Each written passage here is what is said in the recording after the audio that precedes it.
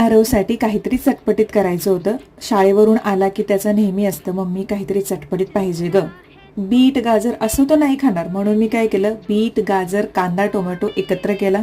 त्याच्यामध्ये छान घरचा एक मसाला आहे तो मिसळला, कांदा लसूण मसाला टाकला, मीठ टाकलं, हळद आणि जिरं टाकलं आणि याच्यामध्ये थालीपीठ भाजणी जी आहे ती मिक्स केली. छान असं मिक्स करून थोडंसं पाणी टाकलं त्याच्यामध्ये आणि अगदी सगळं एकजीव करून घेतलं. ते बाजूला ठेवून दिलं. थोडंसं मला क्लिनिंग होतं. अगारोचं हे बेड व्हॅक्यूम क्लिनर जे फार उपयोगी पडतं, सोफा किंवा कुशनमधील जे काही छोटे छोटे काही ना काही किटाणू वगैरे असतात तर ते काढण्यासाठी, कारण याच्यामध्ये आहे UV स्टरिलायझेशन.